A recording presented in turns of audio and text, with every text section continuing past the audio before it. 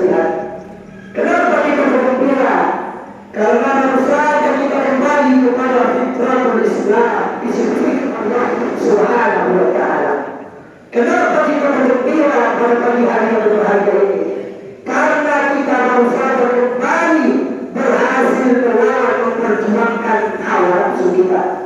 Kenapa kita bergembira pada pagi hari yang berbahagia ini? Tak bercampur dengan kesedihan. Karena banyak saudara-saudara kita yang ingin ikut bergabung, yang ingin ikut sholat dulu mendengarkan hadis sedang berkhutbah, tapi ada yang cepat daripada keinginan mereka.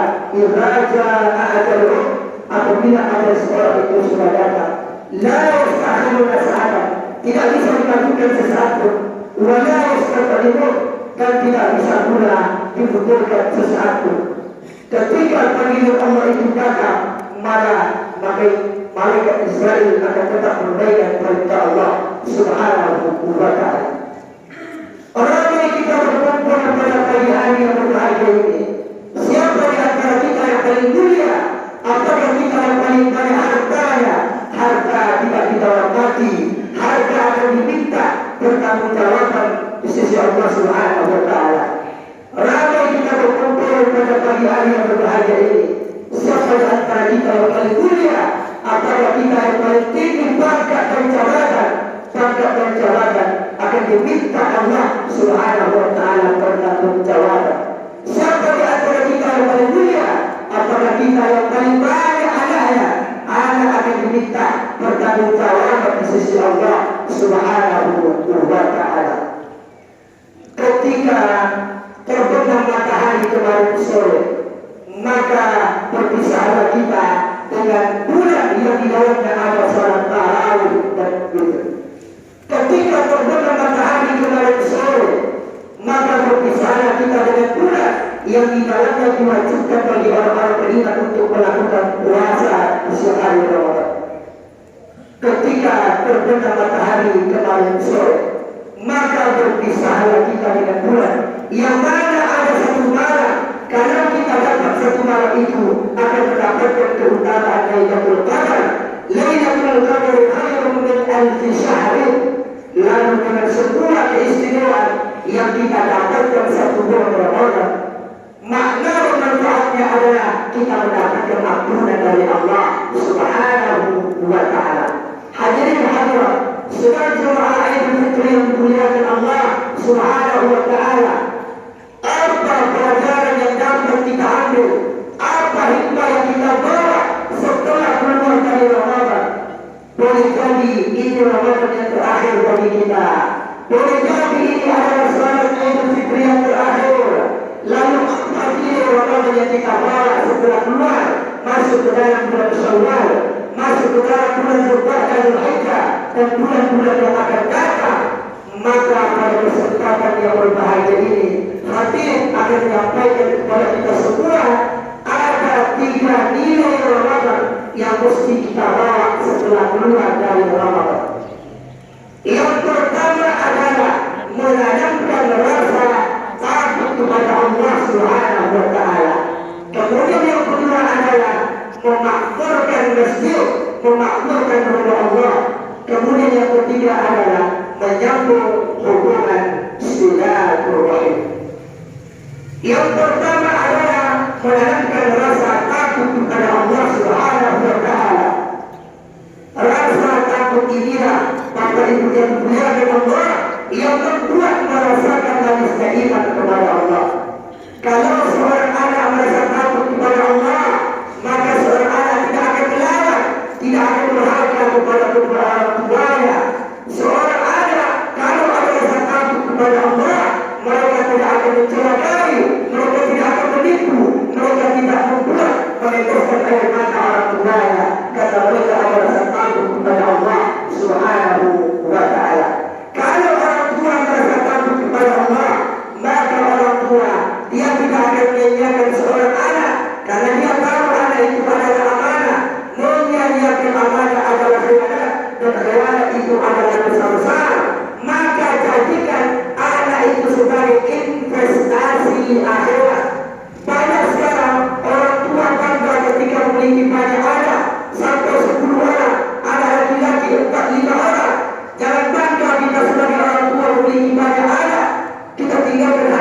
desa begitu banyak, sawit 100 hektar, kebun karet 100 hektar, rumah kontrakan 100 pintu, 3 tingkat. Jangan bangga kita meninggalkan anak begitu banyak. Ketika ayahnya meninggal, ketika ibunya meninggal, seorang anak yang menyakiti 5 orang itu tidak bisa menjalankan orang tuanya dengan sholat jenazah. Ini adalah orang tua yang mana di sisi Allah Subhanahu wa Ta'ala.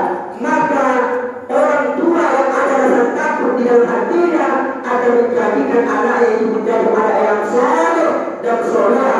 Manusia yang paling beruntung adalah manusia yang paling cerdas, tidak lain dan tidak bukan ketika umurnya terputus maka pahalanya mengalir terus. Orang yang cerdas, orang ketika umurnya terputus tapi pahalanya mengalir terus, dia tenang di alam kubur. Kenapa? Karena dia tinggalkan anak yang saleh dan soleha yang senantiasa mendoakan kedua orang tuanya. Kalau dia hati seorang pedagang ada rasa takut kepada Allah, maka seorang pedagang dia tidak akan tipu-tipu, dia tidak akan curang dalam timbangan. Seharusnya berat cabai itu 2 kilo, mereka bisa memperbaikkan membatah hati timbangan. Orang yang menipu dalam berdagang, orang yang menipu, kata Nabi Sallallahu Alaihi Wasallam, man wasara falaysa minna. Mereka yang menipu kami, mereka itu sesungguhnya bukan umat kami, kata Nabi Sallallahu Alaihi Wasallam. Apa perdagangan kita, apa penjualan kita, seorang pedagang kalau ada rasa takut di dalam hatinya, dia tidak akan tipu menipu, dia tidak akan curang. Kenapa demikian? Karena semua harta yang dia dapatkan akan diminta pertanggungjawaban di sisi Allah Subhanahu wa Ta'ala. Kalau seorang ulama ada rasa takut kepada Allah, maka seorang ulama tidak akan menggunakan fatwa yang akan menzalimi umatnya, yang tidak akan curang, yang seharusnya haram tapi dia katakan makruh, yang seharusnya wajib dia katakan sunnah. Mereka tetap tegur dengan hukum yang telah ditetapkan Allah Subhanahu wa Ta'ala. Sekarang banyak mereka yang bergelarkan profesor doktor, yang bergelarkan ulama, banyak mereka yang tertipu dengan dunia ketika disodorkan dengan beberapa kemewahan dunia ini. Mereka lupa dengan ketetapan Allah Subhanahu wa Ta'ala. Maka seorang ulama yang dituntut yang dipercayakan oleh umat, ketika ada rasa takut di dalam hatinya, mereka akan senantiasa menegakkan hukum Allah Subhanahu wa Ta'ala. Hadirin hadirat, saudara jemaah itu yang dimuliakan Allah Subhanahu wa Ta'ala. Kalau di dalam hati seorang pemimpin ada rasa takut di dalam hatinya, maka seorang pemimpin dia tidak akan menzalimi rakyatnya. Seorang pemimpin ketika ada rasa takut di dalam hatinya, dia akan senantiasa menegakkan keadilan. Maka selama kita berpuasa di siang hari Ramadan, kita senantiasa berdoa kepada Allah. Kenapa kita diperintahkan Nabi untuk memperbanyak doa ketika berpuasa? Karena kata Nabi Sallallahu Alaihi Wasallam, salah satu la turaddu da'watuh, ada 3 doa orang yang tidak mungkin dikabulkan Allah Subhanahu wa Ta'ala. Ada 3 orang yang sulit tapi Allah itu tidak mengabulkan. Artinya doa mereka dikabulkan Allah. Apa doa mereka? Satu di antara 3 itu adalah as-sha'imah hatta yusira. Mereka yang berpuasa sampai masuk waktu berbuka. Maka kalau seandainya ada 100 doa yang kita minta kepada Allah, kemudian kata Allah Subhanahu wa Ta'ala, di antara 100 doa kalian hanya 1 doa yang kabulkan kata Allah Subhanahu wa Ta'ala. Seandainya 100 doa yang kita minta kepada Allah, maka hanya kata Allah Subhanahu wa Ta'ala, doa kamu hanya 1 yang saya kabulkan. Maka kira-kira kita akan minta apa kepada Allah Subhanahu wa Ta'ala? Jangan kita minta anak saleh, jangan kita minta istri yang saleh. Kalau kita minta anak yang saleh yang menikmati kita sebagai orang tua, kalau kita menikmati, kalau kita hanya meminta istri yang saleh, maka yang menikmati adalah kita sebagai seorang suami yang menikmati istri yang saleh. Tapi apa yang kita minta kepada Allah Subhanahu wa Ta'ala? Di antara 100 doa hanya 1 yang dikabulkan Allah. Mintalah pemimpin yang adil. Kalau pemimpin yang adil, dia akan senantiasa membahagiakan tidak hanya keluarganya, dia akan senantiasa membahagiakan rakyatnya dengan keadilan. Kalau seorang pemimpin itu ada rasa takut di dalam hatinya, maka mereka akan senantiasa mensejahterakan rakyatnya. Kalau seorang pemimpin dia adil, dia senantiasa memberikan yang terbaik. Tapi kalau pemimpin itu zalim, pemimpin itu jauh dari Allah, pemimpin itu tidak ada rasa takut di dalam hatinya, maka dia senantiasa menyengsarakan rakyatnya. Kalau seorang pemimpin tidak ada rasa takut kepada Allah, maka seorang pemimpin dia tidak akan membiarkan bagaimana rakyatnya untuk senantiasa beribadah dengan benar kepada Allah Subhanahu wa Ta'ala. Maka khususnya kita laki-laki, kita adalah seorang pemimpin. Kalau seorang suami, kita hanya milik anak istri. Kalau kita seorang ustaz, kita hanya milik umat, itu orang yang ikut dengan pengajian kita. Tapi kalau kita seorang pemimpin, kalau kita seorang bupati, satu rakyat kabupaten akan menjadi milik kita. Kalau kita gubernur, satu provinsi akan menjadi milik kita. Kalau kita presiden, satu masyarakat Republik Indonesia rakyat akan menjadi milik kita. Maka gunakan kekuasaan itu untuk menolong agama Allah Subhanahu wa Ta'ala. Rasa takut inilah yang ditanamkan selama 1 bulan Ramadan yang sudah kita lalui. Rasa takut inilah hadirin sedang jemaah Idul Fitri yang dimuliakan Allah yang mampu merasakan manisnya iman. Lalu siapa yang kita jadikan pengawasan dalam hidup? Orang beriman, dia tidak takut kepada atasannya. Boleh jadi atasannya itu sakit, boleh jadi atasannya itu keluar kota, lalu hilang pengawasan. Orang beriman, di mana pun mereka bekerja, mereka tidak takut kepada pengawasan kamera CCTV yang mengintai. Boleh jadi kamera itu korslet, boleh jadi kamera itu terbakar, maka hilang pengawasan. Lalu siapa yang kita jadikan pengawasan dalam hidup? Dia yang tidak mungkin, dia tidak lain adalah la ta'khudhuhu sinatun wa la naum. Dialah Allah yang tidak pernah mengantuk dan tidak pernah pulang tidur. Rasa takut inilah yang kita tanamkan dalam hidup kita. Kalau Allah kita jadikan sebagai pengawasan yang pertama, maka orang tua dia tidak akan membiarkan anak-anaknya, khususnya anak gadisnya, keluar rumah tanpa menutup aurat. Mereka akan menjaga, karena ketika kita biarkan anak kita keluar tanpa menutup aurat, itu merupakan dosa jariah bagi orang tua. Maka tanamkan rasa takut kepada Allah Subhanahu wa Ta'ala. Kalau ada di antara kita sebagai orang tua memberikan ilmu teknologi, alat teknologi, memberikan HP Android kepada anak, maka syarat pertama adalah orang tua wajib tahu kata sandi HP seorang anak. Boleh jadi isi di dalamnya adalah video porno, boleh jadi isi di dalamnya adalah sesuatu hal yang tidak bermanfaat.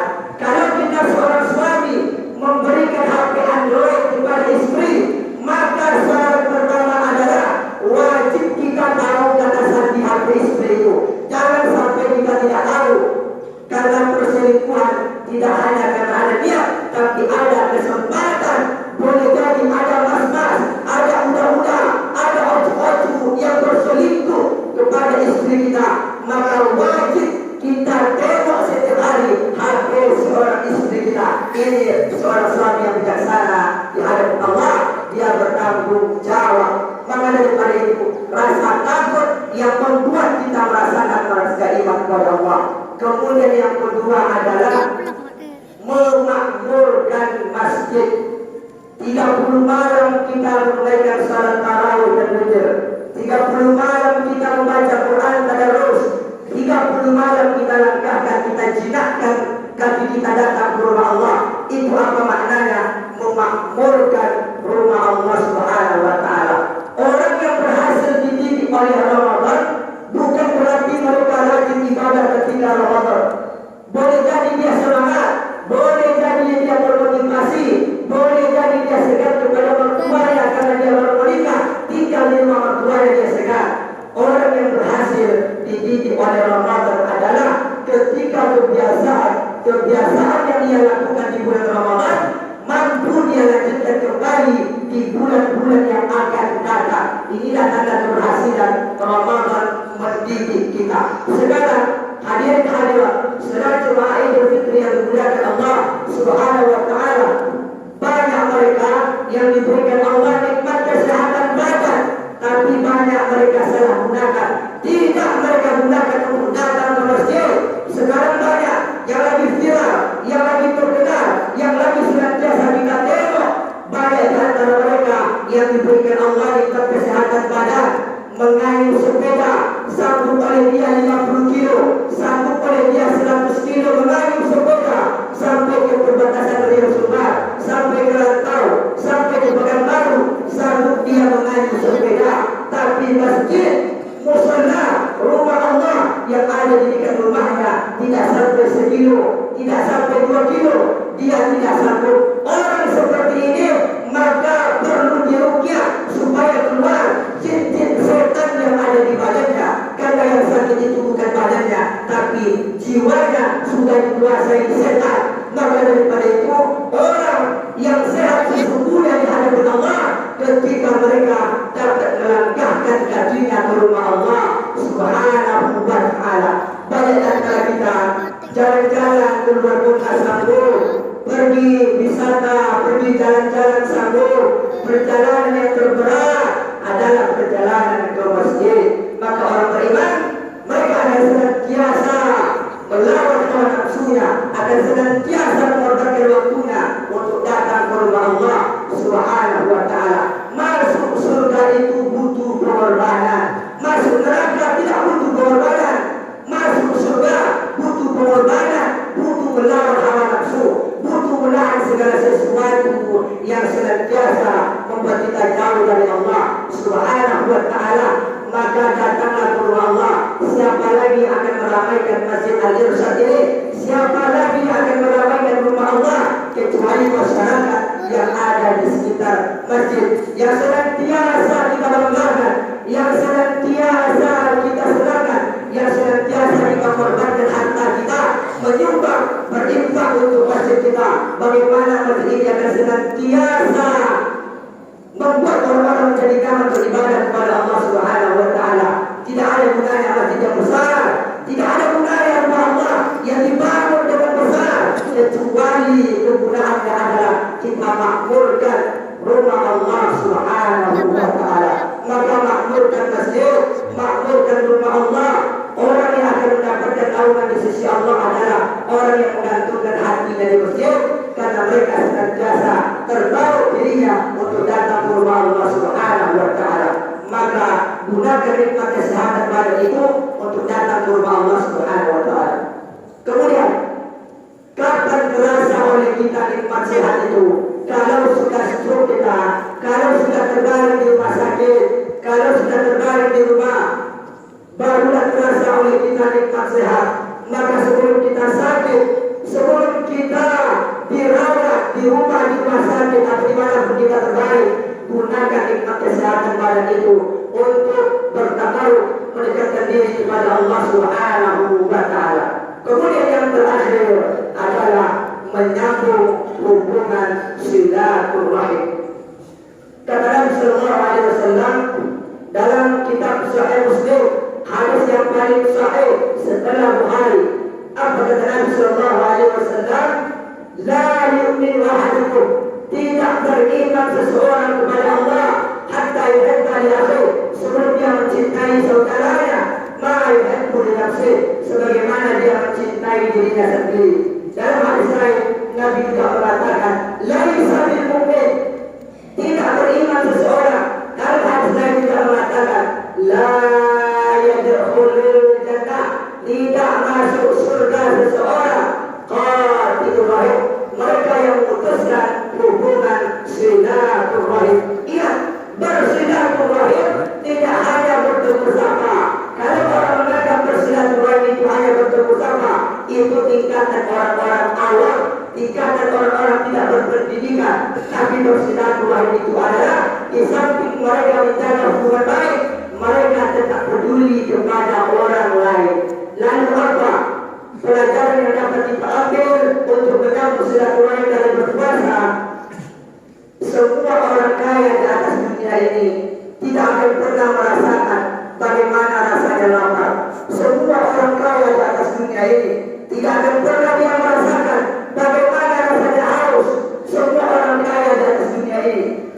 pernah dia merasakan bagaimana yang dirasakan oleh orang-orang miskin. Dari mana orang kaya itu tahu bagaimana rasa lapar, bagaimana rasa haus, kecuali dengan berpuasa. Seandainya Allah tidak mensyariatkan puasa, seandainya Allah tidak mewajibkan puasa, maka anak yatim akan terlantar. Fakir miskin akan senantiasa terzalimi hidupnya. Kenapa? Karena tidak dipedulikan oleh orang-orang kaya. Maka dengan berpuasa itulah kaum muslim dan muslimat sedang jemaah Idul Fitri yang dimuliakan Allah, dengan berpuasa itulah kita bisa merasakan, oh ternyata begini rasanya lapar, ternyata begini rasanya haus. Di situ lunak hati kita untuk saling berbagi. Banyak di antara kita yang senantiasa sayang kepada anak yatim, bahkan menjadi tumpang tindih selama Ramadan. Anak yatim laris di bulan puasa, anak yatim senantiasa laris kita undang. Anak yatim dia laparnya tidak hanya di bulan Ramadan saja. Anak yatim dia tidak hanya butuh kasih sayang ketika bulan puasa saja. Semua kita yang laki-laki yang sudah bekerja, semua kita laki-laki yang sudah menjadi orang tua, ayah daripada anak yatim itu adalah kita semua yang dititipkan Allah Subhanahu wa ta'ala. Jangan bedakan antara kita, anak kita dengan anak yatim. Mereka juga butuh kasih sayang. Kita sebagai orang tua memberikan pendidikan, memberikan kasih sayang kepada mereka. Saudara, banyak mereka yang mengundang anak yatim untuk makan ke rumahnya. Banyak orang yang berniat baik, tapi ketika berniat baik lebih besar kezaliman yang diberikan kepada anak yatim. Niat kita baik mengundang anak yatim datang ke rumah kita, tapi kita mendapatkan dosa besar di sisi Allah Subhanahu wa ta'ala. Apa contohnya? Kita mengundang anak yatim makan ke rumah kita, tapi jarak rumah anak yatim itu dari rumah kita 500 meter, bahkan hampir 1 kilo. Dia jalan kaki dari rumahnya ke rumah kita, di bawah terik matahari yang begitu panas. Jangan sangka kita berpahala, kita menzalimi anak yatim. Kalau rumah anak yatim itu jauh, maka kita jemput mereka, muliakan mereka. Jangan mentang-mentang dia tidak punya ayah, lalu kita kecilkan. Jemput anak yatim kalau rumahnya jauh. Terkadang banyak orang Islam ketika berniat baik, tapi hilang kebaikan karena dia menzalimi. Apalagi kalau kita mengundang anak yatim, sudahlah dia jauh-jauh jalan kaki dari rumahnya sampai ke rumah kita, sampai di rumah kita, tidak kita berikan dia duit, tidak kita berikan dia uang, maka di dalam hati anak yatim itu akan mengutuk, akan melawan, seakan-akan dia teraniaya. Seandainya kalau tidak kita berikan kepada mereka, setidaknya sudah kita berikan yang terbaik ketika dalam menjemput anak yatim. Sekarang banyak mereka yang tidak paham masalah itu. Kita bawa anak yatim datang ke rumah kita jemput mereka, kita muliakan. Karena dengan anak yatim itu kata Nabi Sallallahu Alaihi Wasallam, cara Allah supaya kita bisa dekat kepada Nabi Sallallahu Alaihi Wasallam. Dengan anak yatim itulah kita memuliakan. Kita bisa, kata Nabi Sallallahu Alaihi Wasallam, bagaikan jari telunjuk dengan jari tengah, begitulah dekatnya orang yang menyantuni anak yatim, orang yang mengasuh anak yatim. Bagaikan jari tengah dan jari telunjuk, begitulah dekatnya dia bersama Rasulullah, bersama Nabi Muhammad di dalam surga. Maka daripada itu, sambung hubungan silaturahim kita dengan baik. Banyak orang sekarang ketika ingin mendapatkan kedudukan, ingin mendapatkan pangkat dan jabatan, saya berinfak 10 juta, saya berinfak 5 juta, saya berinfak 15 juta karena ada tujuan. Tapi keluarganya teraniaya, anak yatim terlantar, fakir miskin membutuhkan pertolongan. Betapa banyak mereka yang bolak-balik haji dan umrah, tiap tahun mereka umrah, tapi anak yatim ke sekolah pakai sepatu yang bolong. Fakir miskin anaknya ke sekolah dengan pakaian yang robek, maka tidak ada gunanya kita bolak-balik haji dan umrah kalau anak yatim di kampung kita masih teraniaya, fakir miskin di kampung kita masih kita abaikan. Maka Ramadan itu datang mengajarkan kepada kita untuk menyambung hubungan silaturahim. Mudah-mudahan apa yang kita dengarkan pada kesempatan yang berbahagia ini bisa memberikan kepada kita iktibar, pelajaran, terutama bagi hakim yang menyampaikan ada 3 nilai Ramadan yang kita bawa keluar. Yang pertama adalah hikmahnya, menanamkan rasa takut kepada Allah, menjadikan Allah sebagai pengawasan yang pertama. Kemudian yang kedua, memakmurkan masjid. Kita bangun masjid dengan besar, kita bangun masjid dengan bersama. Tujuannya adalah supaya kita semakin dekat kepada Allah Subhanahu wa ta'ala. Apalagi kita lagi-lagi jangan membazirkan nikmat kesehatan itu dengan jalan-jalan. Jangan gunakan nikmat kesehatan kepada itu untuk tidak bermanfaat, tapi gunakan datang ke rumah Allah Subhanahu wa ta'ala. Kemudian yang ketiga adalah sambung hubungan silaturahim. Mulai dari keluarga kita, jangan langsung kepada orang lain, menyambung silaturahim. Yang pertama, mulai dari keluarga, tetangga, dan orang-orang yang berada di sekitar kita.